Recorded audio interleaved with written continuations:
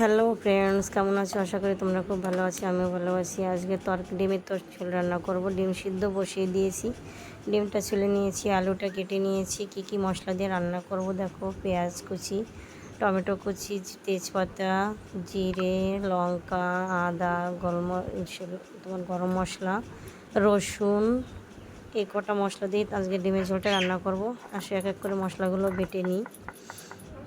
আমি এক এক করে মশলাগুলো বেটে নিচ্ছি। আমার ছেলে বলছে যে মা, আমি ভিডিওটা বানাই, তুমি এক এক করে মশলাগুলো করে নাও। আচ্ছা আচ্ছা ঠিক আছে, ক্যামেরাটা ধর, তাহলে আমি মশলাগুলো এক এক করে নিই। আমার জিরে বাটা দেখো হয়ে গেছে, আমি জিরেটা তুলে নেব।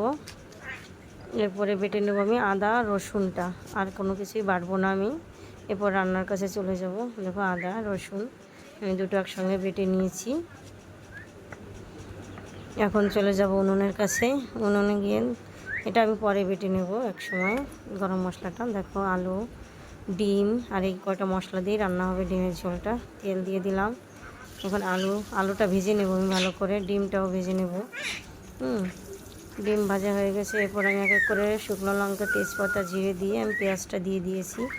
এরপরে আমি দিয়েছি টমেটো কুচি। এটা একটু ভাজা ভাজা হলে আমি দিয়ে দিচ্ছি এখন জিরে, লঙ্কা বাটা আর আদা রসুন বাটাটা। এরপরে একটু হালকা আমি জল দিয়ে দেবো, কারণ কি মশলাটা জল না দিলে না ভালো করে কষানো হবে না। আমি মশলাটা ভালো করে কষে নিয়েছি। এখন আমি দিয়ে দেবো আলু, ভাজা আলুগুলো দিয়ে দেবো। আলুটাও ভালো করে এখন কষিয়ে নেব আমি। আলুটা ভালো করে কষিয়ে এখন জল দিয়ে দিলাম। দেখো জলটা যখন জাল উঠবে তখন আমি ডিমগুলো দিয়ে দেবো। দেখো জাল উঠেছে, আমি ডিমগুলো দিয়ে দিচ্ছি। এখন একটু জাল দেবো, ঠিক আছে? 5-10-15 মিনিটের মতো জাল হলেই তখনই আমি নামিয়ে নেব। দেখো ডিমের ঝোল হয়ে গেছে, আমি নামিয়ে নিয়েছি।